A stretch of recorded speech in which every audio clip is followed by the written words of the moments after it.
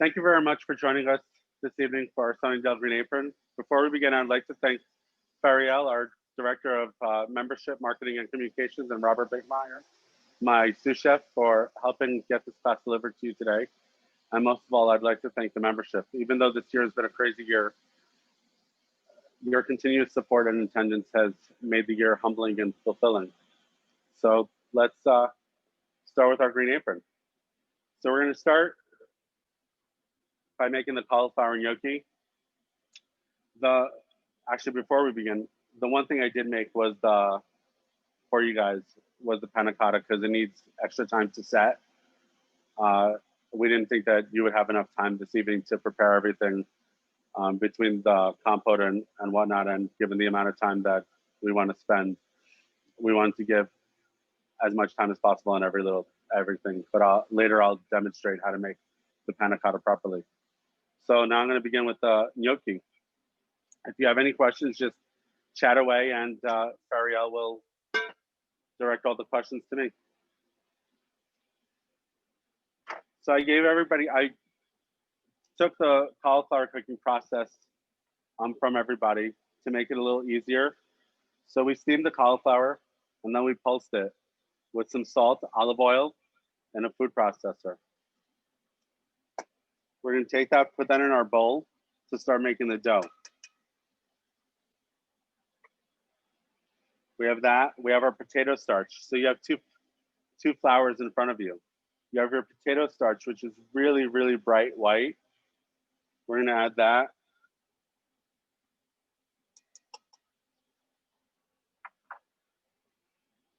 And then we also have the cassava flour, which is a little bit on the colored side.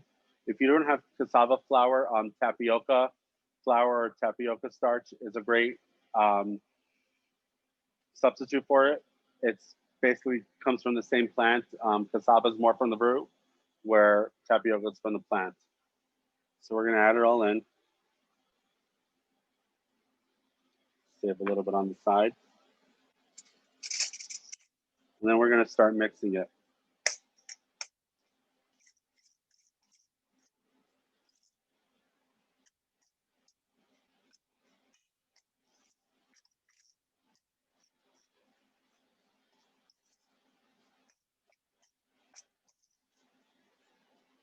And the goal is to get as much texture to the dough. We don't want to overwork it. We don't want, even though these are gluten-free, both gluten-free flours, we don't want to overwork it, because the more you move it around, the more likely you're just making more of like a rubber band and taking away from it.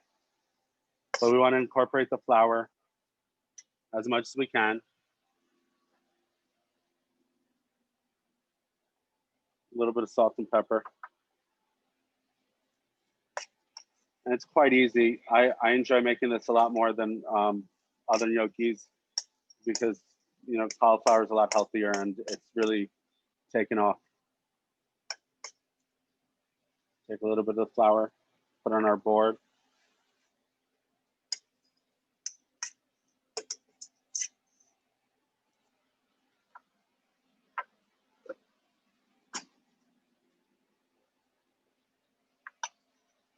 And we want to knead it a little bit, try to get as much, work it out a little bit.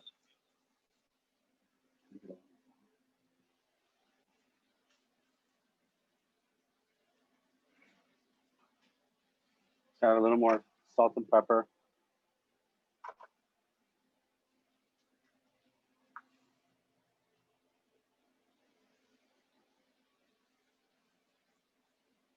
And then you can either use a bench scraper or your knife.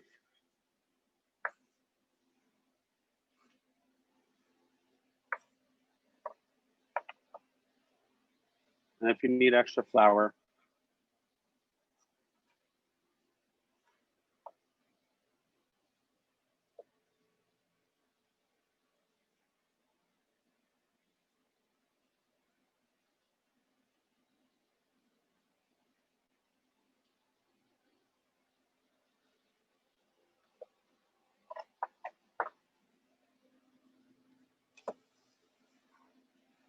We're gonna let the dough rest quickly.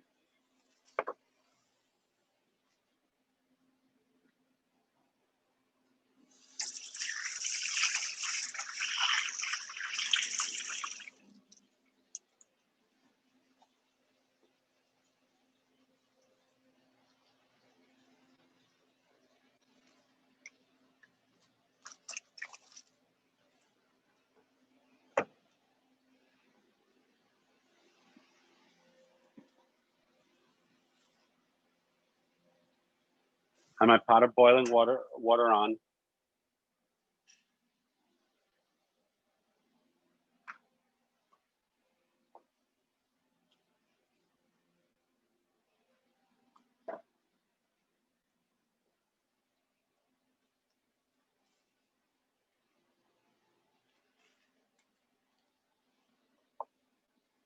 So I have a gnocchi board over here.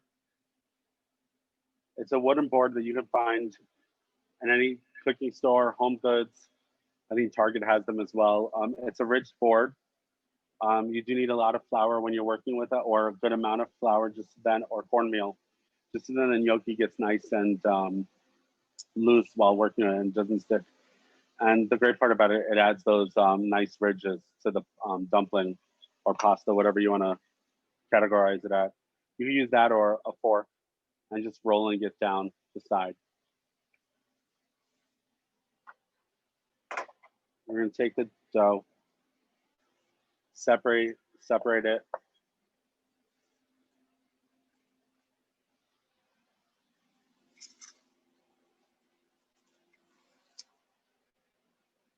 I don't really need all of it, so I'll just save some for later.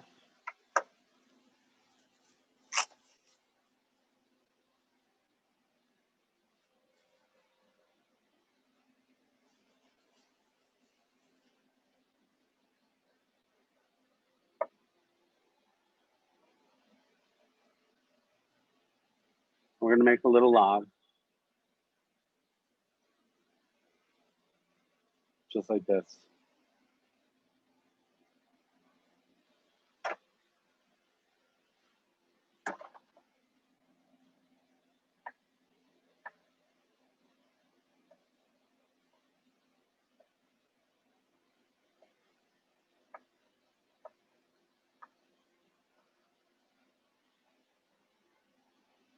Put a little more flour on my hands.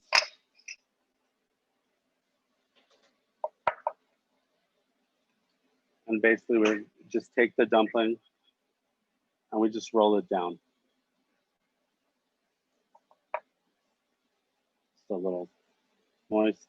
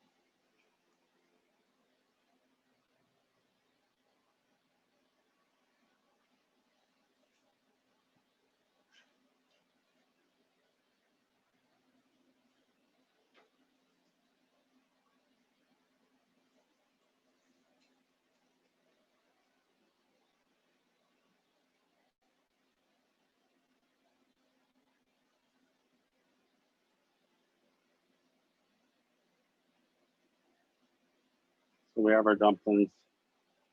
Just going to finish rolling them out.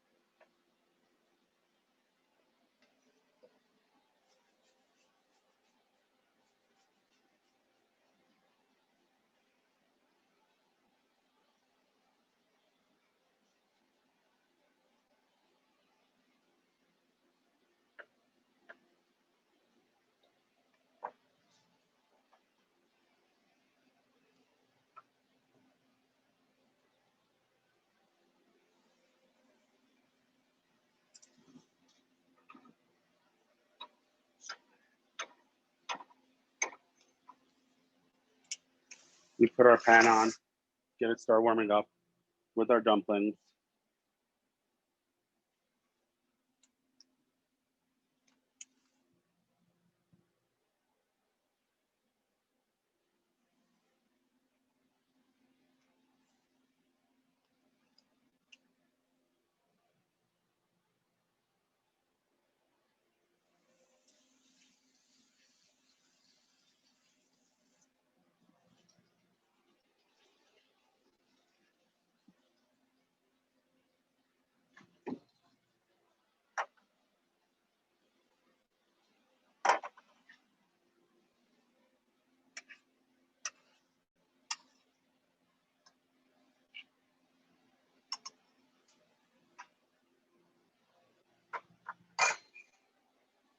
And once they start going in, they really cook very quickly.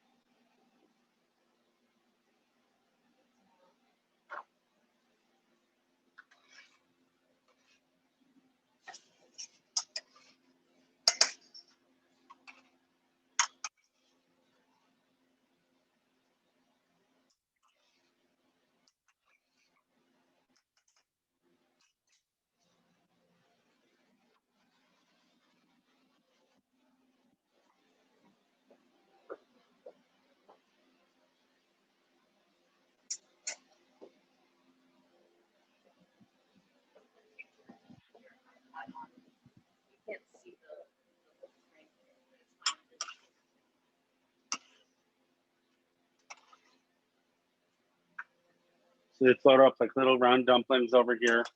Once they're done, they'll all come up.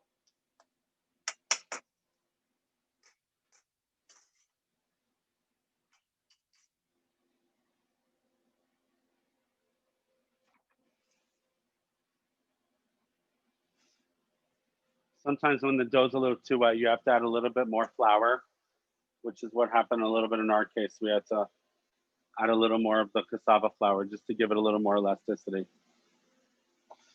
And so it wouldn't fall apart while we were cooking. Now in our pan, we have our extra virgin olive oil getting warm.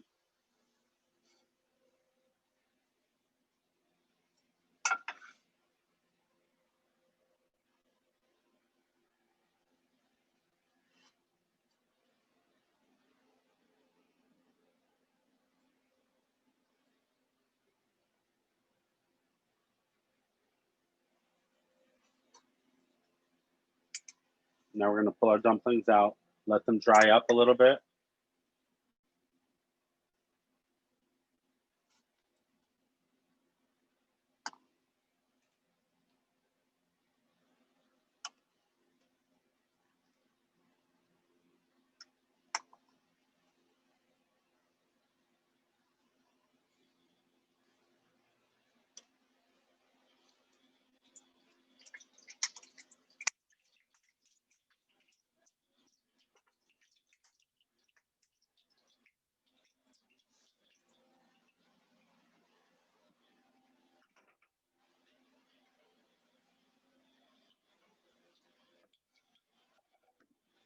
So now we have our pan.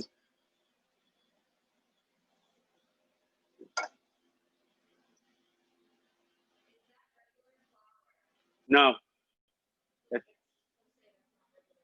no, it's not a regular flour. It's all gluten free.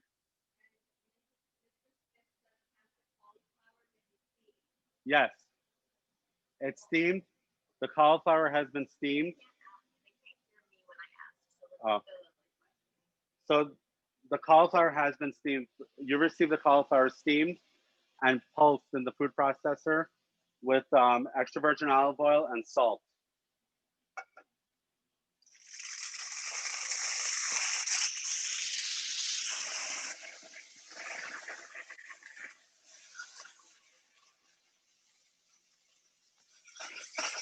Now we're frying up our capers, our sage leaves,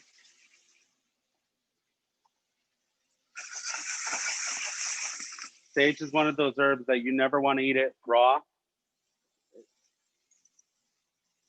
It needs to be cooked at all times. And now we're going to put in our gnocchi. We want to get our gnocchi nice and crispy.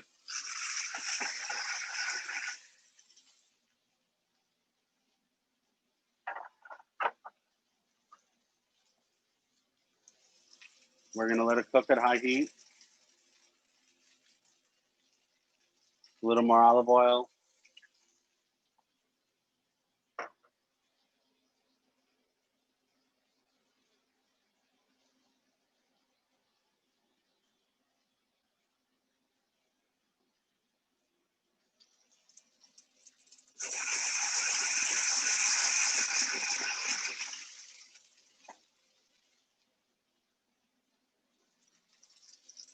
Add salt and pepper.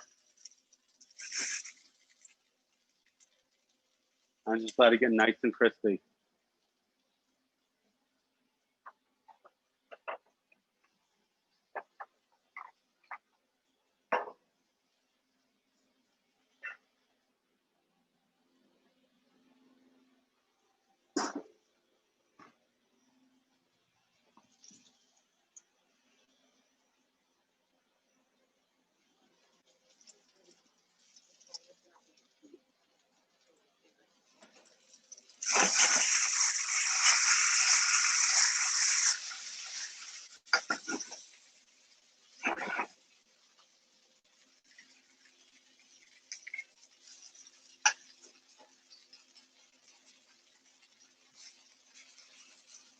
Want to try to separate them as much as we can.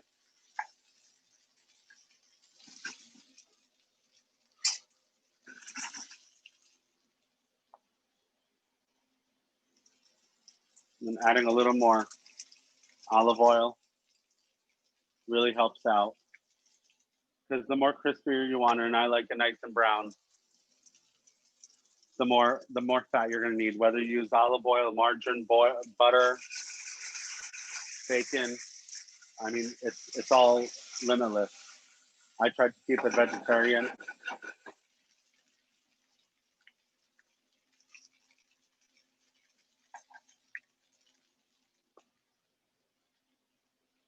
I don't know if you guys can see it, but there's this beautiful crunchy brown texture on there. And that's kind of what we're trying to achieve. And it really locks in all the moisture.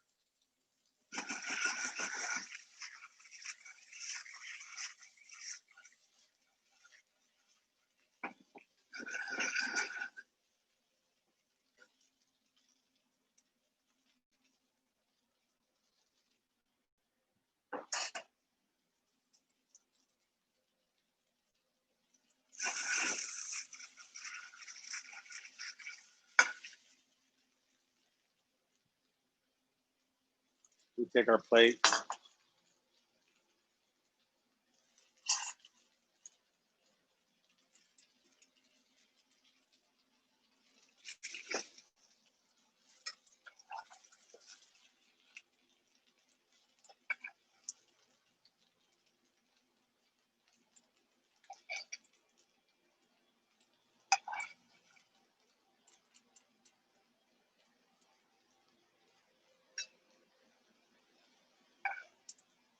And you can almost top this with anything. If you want to put some shrimp in there, you can go right ahead. I wouldn't do chicken. It's just a little too, it takes away the tenderness. But seafood is nice. Or keeping it vegetarian. I like to finish with a little more olive oil.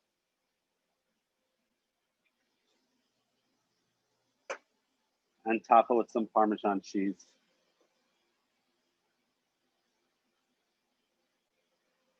And there we go. One of my favorites so far this year, and definitely with the pandemic, I've been playing around with all these different things, and with vegetarian food and plant-based food, and it's much easier or makes it more fun with with the family to prepare this than going to Trader Joe's and buying their gnocchi. But this is our gnocchi, the cauliflower gnocchi with capers, sage leaves, a little Parmesan cheese.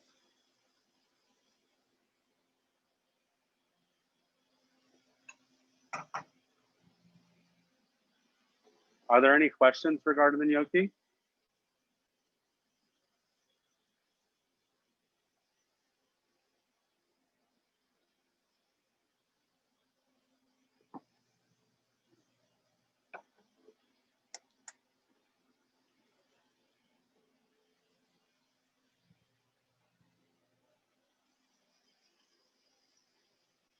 I'm just gonna wipe down a little.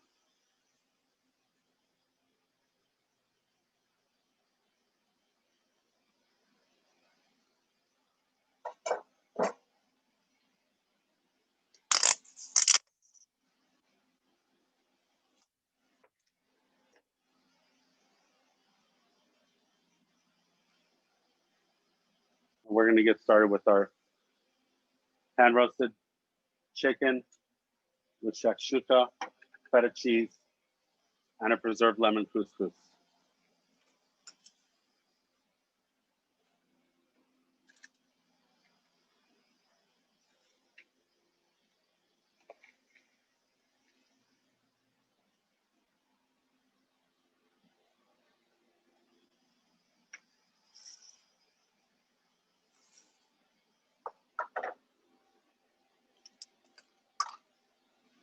So I'm grabbing my ingredients.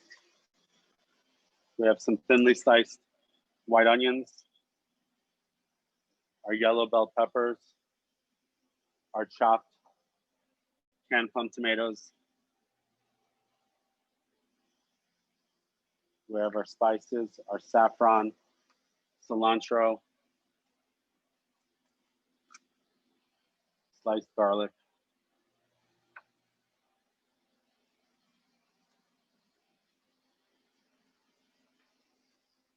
olive oil, paprika, cumin, everything you need for this dish. And of course, the chicken breast.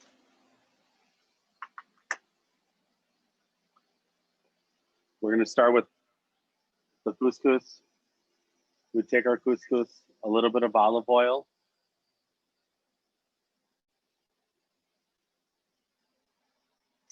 I like to take the back of a spoon and coat it a little bit and then mix it up. Put our saffron,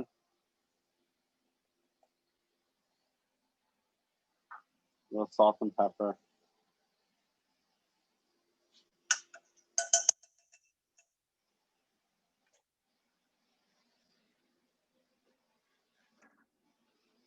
Around a cup of water that we boiled. Mix it up a little bit so then the water has place to move. We're gonna cover it up with plastic wrap.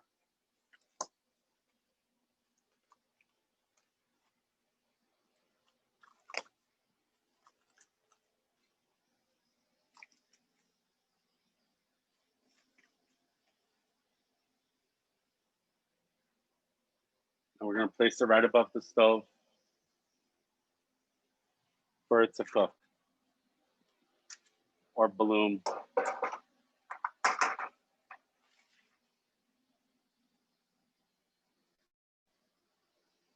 We have our chicken breast here.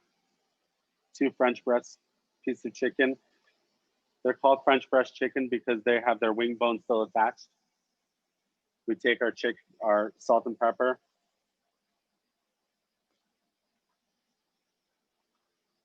Season the chicken well.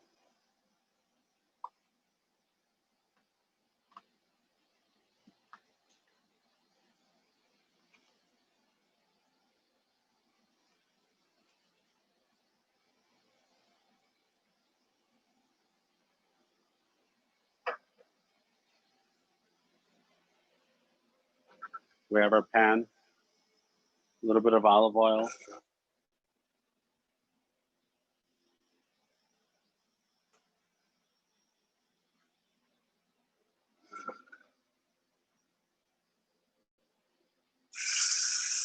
We're gonna start searing the chicken.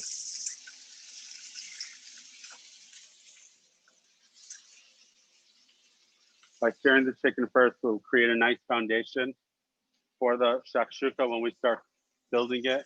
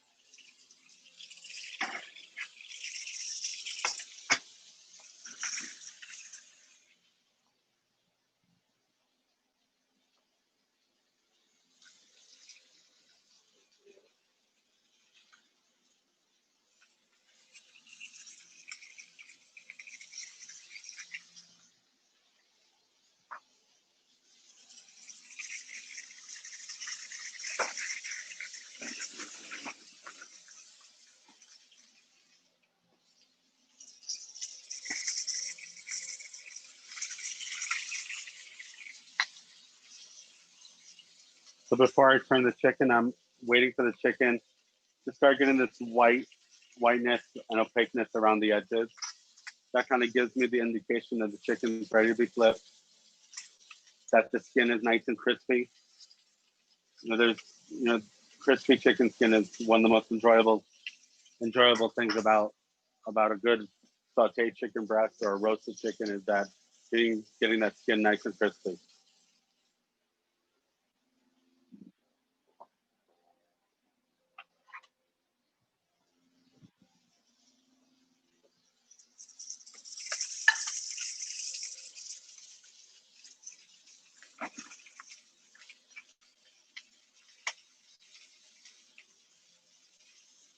Now we have it, and then we're gonna flip it, and it's nice and crispy.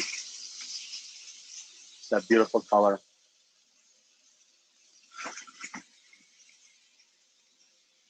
And we're just gonna let it get nice and crispy again.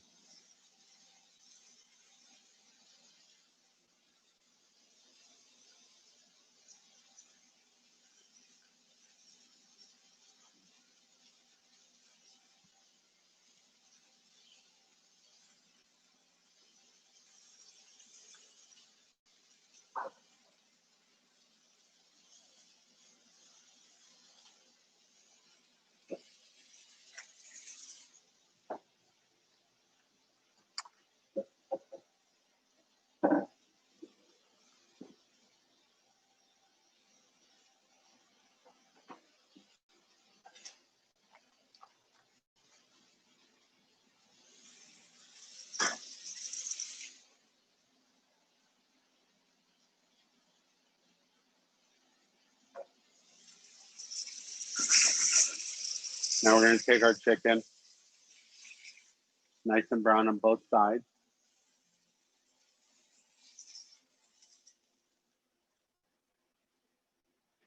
And we're gonna place it in our preheated oven that we have right over here.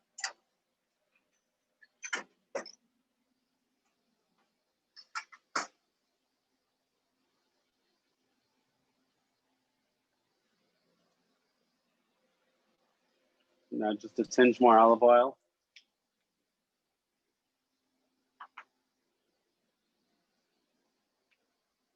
And we're gonna start making our shakshuka.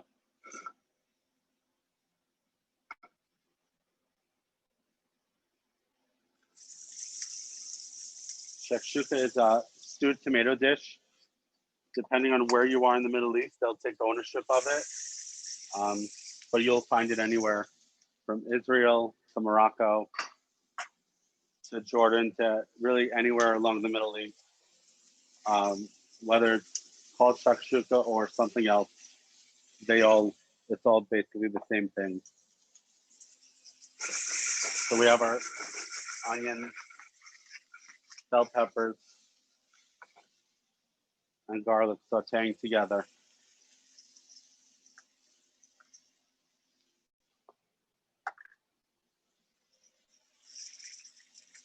It's really important to give it time to let out all these great flavors, to absorb the fat that was given off from the chicken breast.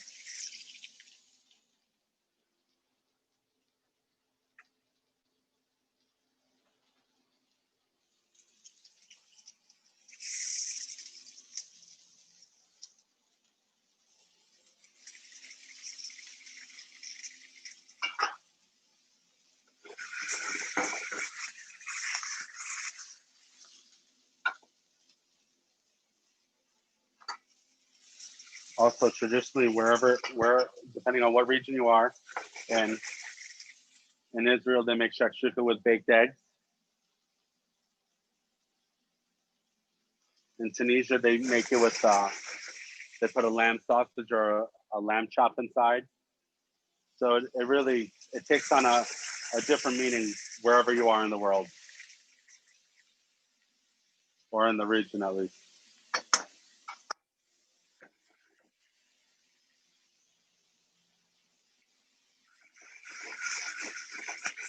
I love it because it's a different type of tomato sauce, not your traditional. And my spices over here.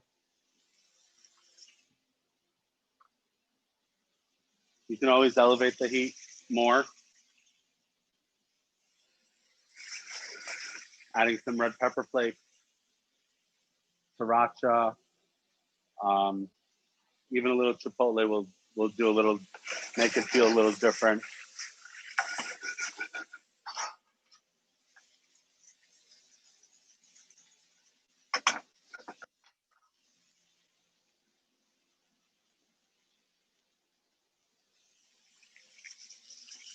We're gonna add our spices.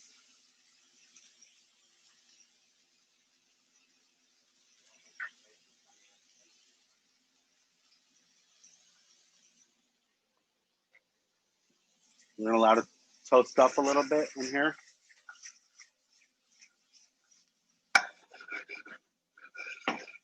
Let off its beautiful fragrance.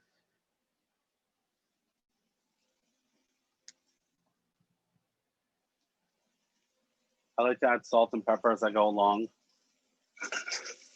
It's a great way to not have to keep on adding fat, because by adding salt, you're just letting moisture out of vegetables. And now I'm gonna hit it with the tomatoes.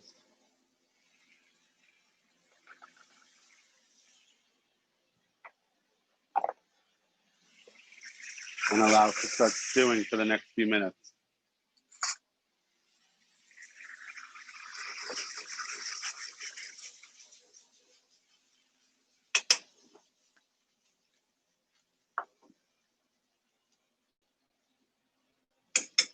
And even if you're not following along with the video, we will send everybody the recorded video link so then they can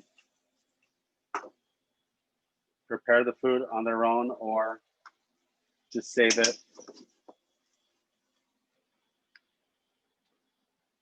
That's good. Nice spice. A little more salt and pepper.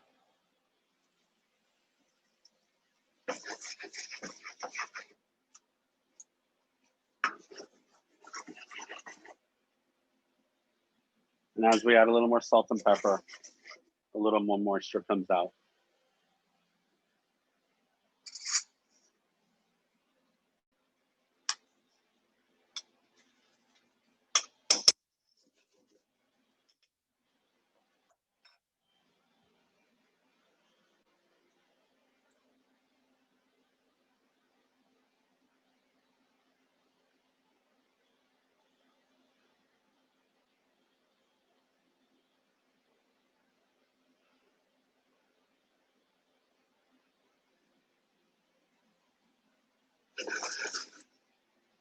We're gonna check on our chicken breast.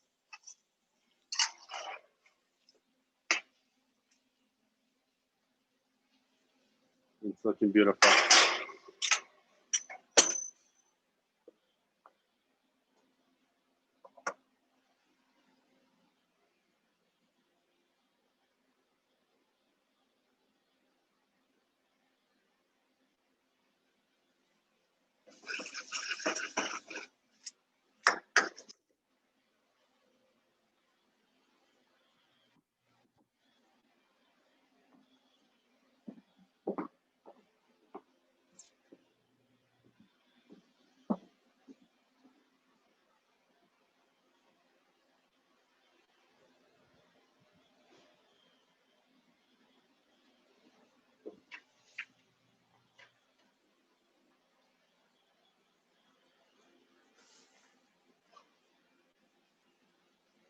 I just walked by the plate of yolk and I couldn't resist tasting it.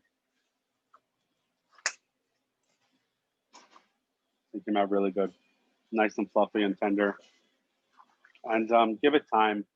If the dough's a little wet, when you guys are making it, just allow the natural starches from the flours to really activate.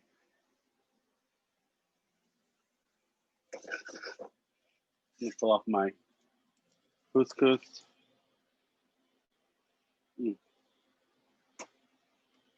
That preserved lemon, just amazing. We're literally just gonna fluff it up. Bruising the lemon, getting as much flavor. You need to be careful. We shouldn't be eating preserved lemon. It's very salty and it could definitely kill your palate, but the flavor it gives off a little goes a long way, truly. If you ever make mayonnaise or an aioli at home, it's perfect for that.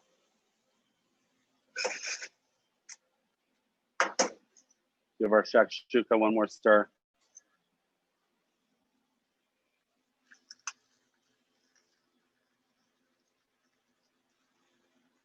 Give it a try.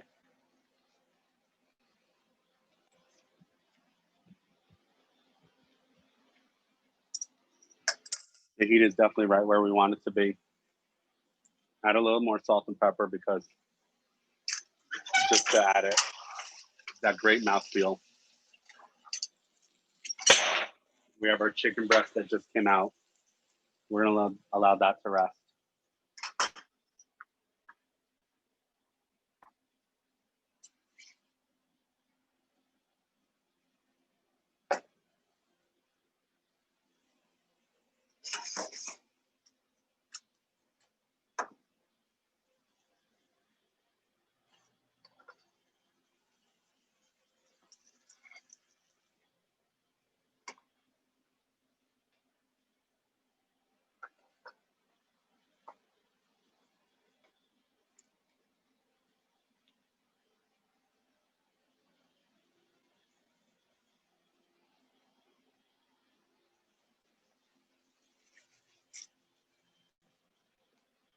I mean, the shakshuka, you don't want it to be too dry or too wet.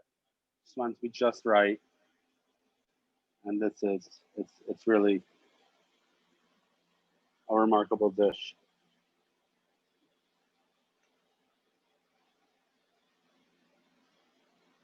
Get those tomatoes and peppers and onions. And if you don't like tomatoes or what is called peppers or onions, like in this form, you could always chop them up a little bit more and make them more finer and really take the recipe in your own direction. We have our couscous. A little right at the center. The saffron gives it some nice floral notes, along with the preserved lemon. And I'm going to take our chicken breast. I'm going to slice it up. It's beautiful and moist.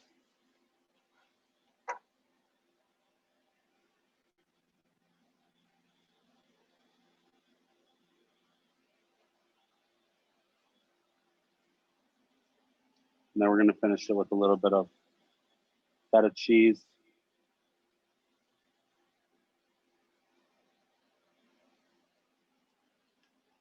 Fresh chopped cilantro.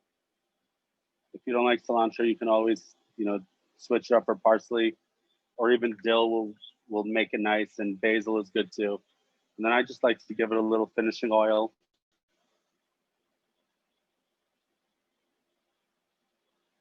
Just to lighten up the dish really well.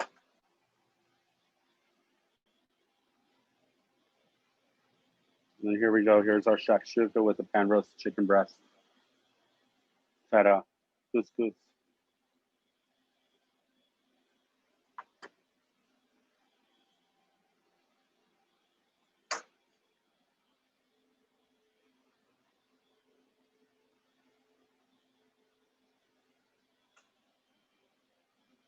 And finally, we're gonna go and we'll start preparing our panna cotta.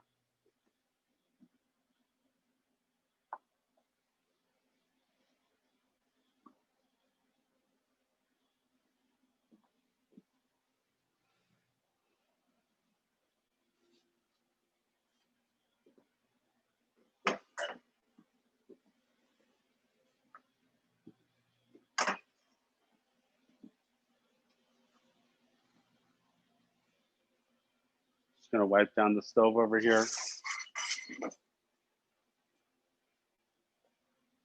So panna cotta is like the best way to describe panna cotta. It's sort of like a creme brulee, but a creme brulee is cooked and it takes a long time, and panna cotta has no eggs, and it's really an uncooked custard because we're not really bringing the milk or buttermilk to a boil. We're just really tempering everything.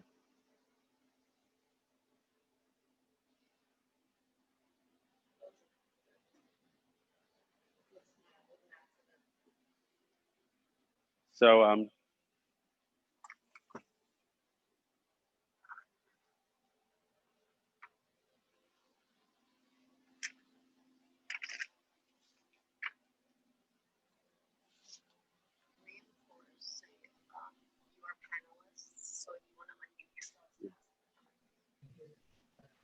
you guys are all panelists, so you guys can unmute yourselves and ask questions. Oh, will the panna cotta be good if we brulee the top? Not really, because creme brulee is cooked, so the custard is already, it's not going to go anywhere. Whereas the panna cotta, it'll just melt, because it's sort of like Jello, and if you add heat to Jello, it's just gonna just dissipate.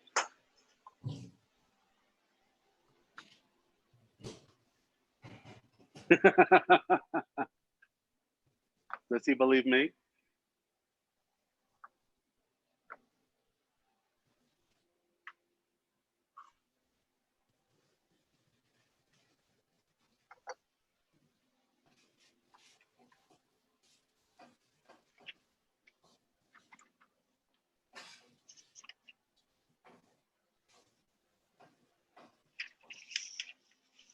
So the panna cotta is fairly simple. We're gonna take our gelatin, which is the most important thing. This is what gives it the body. And just remember, a panna cotta doesn't have to be like Jello. It could be softer, it could be smoother. I like mine on the soft side because I just like the creamy texture. I like to feel the garnish, like the cranberry orange compote. I just, that builds the perfect panna cotta for me. So we take our gelatin and we're gonna bloom it with a little bit of water.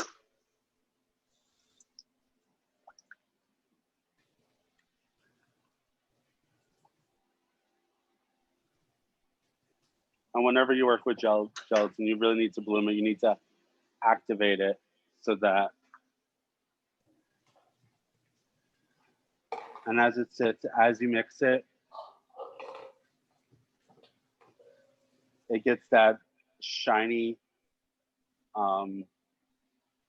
sheen to it. I guess I don't even know if that's the right terminology, but it really starts getting shiny, looks rubbery. And that's how you know how it's nice and good.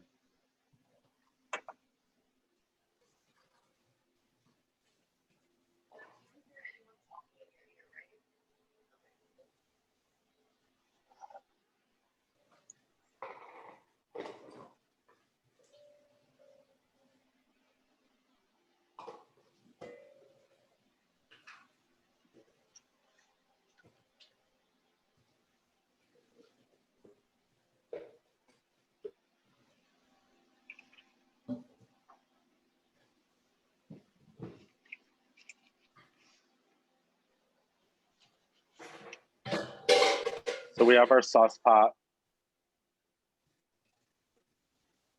We have our heavy cream.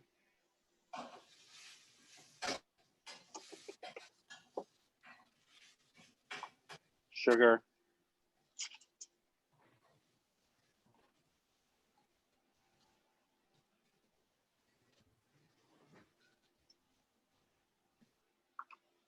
vanilla, and salt.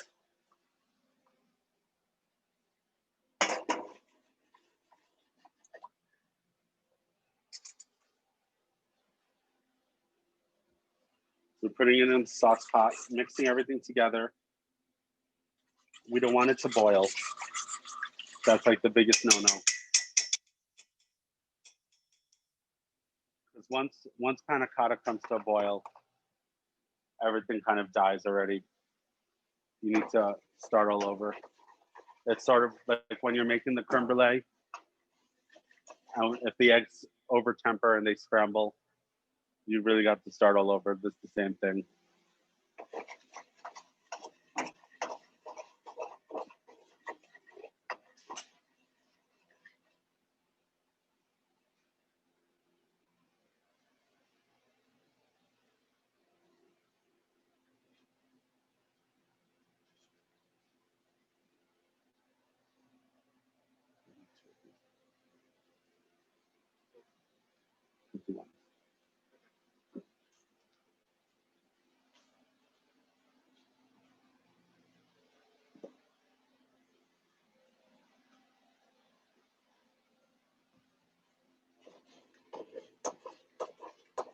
We're trying to stir, not too. I don't want to put too much metal in there, because metal also isn't really the best when you make these creams and custards. They seem to react sometimes.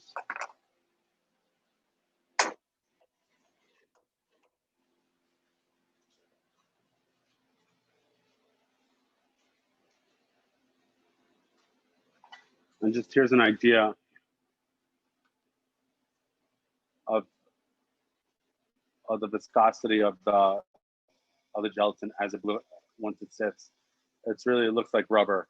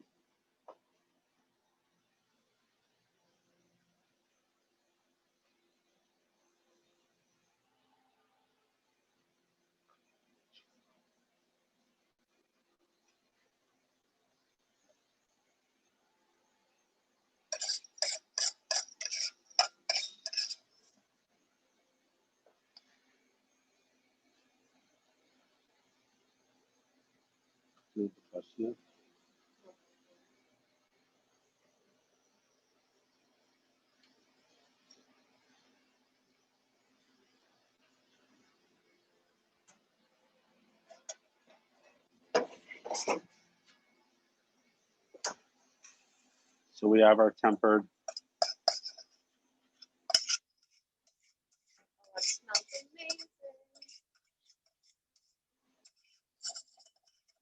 Try to strip everything out.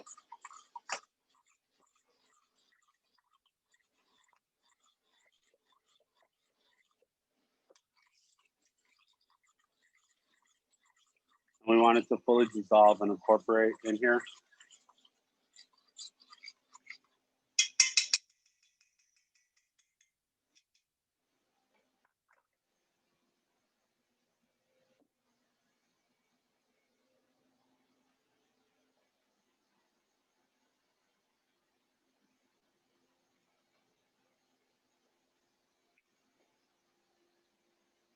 Just take it, strain it using a cheesecloth.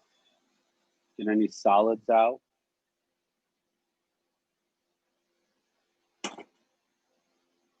You smell that robust vanilla. Just like that.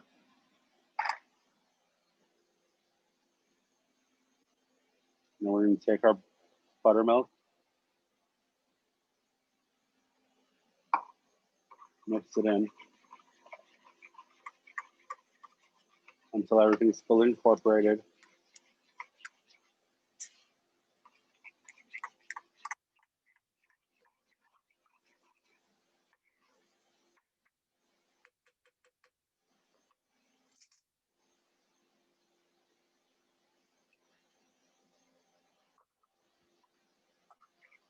Has nice flavor. We take our souffle containers.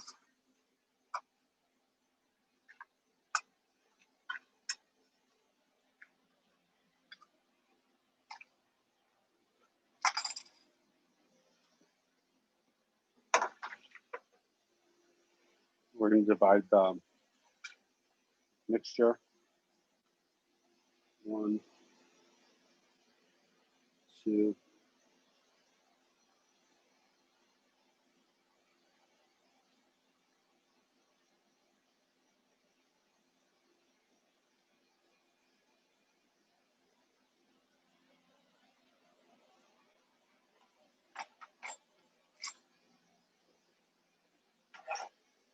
We're going to take it and we're going to refrigerate it for 8 hours, or preferably overnight, to really like as an insurance policy.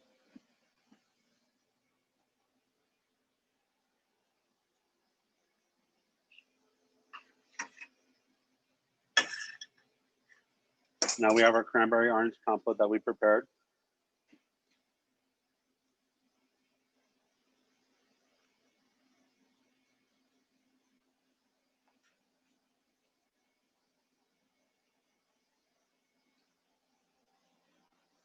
We're going to take our panna cotta out carefully.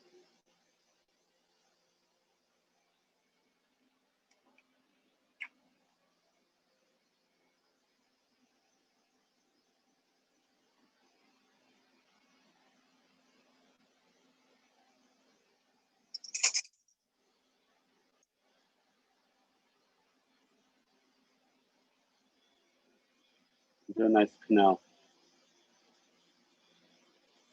of the compote on top. And I like little sugar to make it snow on it. And there you have it. Our buttermilk panna cotta with a cranberry orange compote. Chef, I don't know whether my panna cotta didn't refrigerate enough, but it just turned all liquidy. Do you think it didn't refrigerate? Hold on a second. What's that?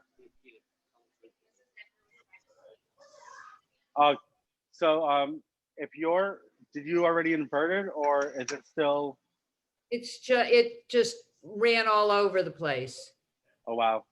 I think it's hard. It might have not have refrigerated. I mean, ours really set well.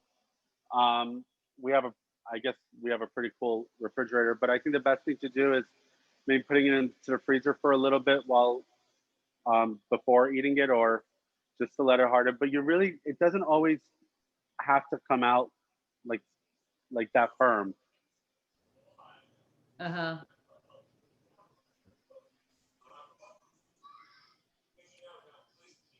I have another question. How do you make preserved lemons? How do you make preserved lemons? It's easy. You take the lemon and you bruise it, and you just pack it in salt, and you let it sit room temperature. A whole lemon, cut up lemons. A whole lemon, and you let it sit. You take the lemons, you bruise them, you pack them in salt, and then you just put them into a nice vacuum sealed container, whether it be a ball jar or even an old mayonnaise jar. You seal it really well, and you let it sit room temperature for around 3 to 4 weeks until all the salts dissolve. You bruise them. What's that? How do you bruise them? I'll show you right now. We're gonna grab a lemon and I'm gonna show you exactly what it means bruising them. You take the lemon, you take the whole lemon, or orange. You could do oranges as well, or you can mix them both. But you take it. I'm just clear my cutting board.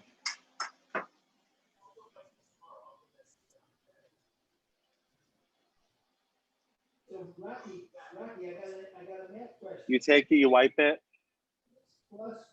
and you really start working it and putting your weight into it to let all the, it'll start getting really aromatic. Once it gets to that aromatic stage, it's bruised. Because all the, you've already squeezed the pulp, you squeezed everything, and now it's ready to start absorbing. And all you do is just take it at this stage and pack it in. And I like to use kosher salt. Some people like to use coarse sea salt, but I think it makes things too salty. I think just kosher salt is the best way to go. And even as I'm holding it, moisture is coming off from the skin.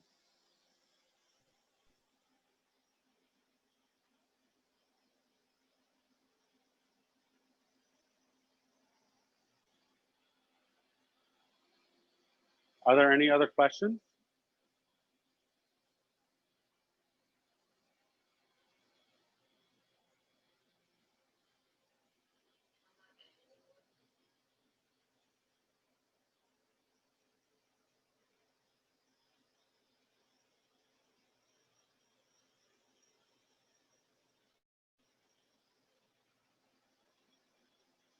Well, if there are no other questions, I appreciate you guys participating in the Green Apron Night. It was definitely a lot of fun, and I look forward to possibly doing some during the off season. If there's, of course, if there's interest in it and everything, we should definitely get something going once a month. That's kind of my ultimate goal, is doing something different once a month, and hopefully we can get a program off the ground like this. So thank you very much. That'd be great. If I don't have the opportunity to see anybody before the holidays, have a very happy and healthy holiday season, and please be safe. Thank you very much.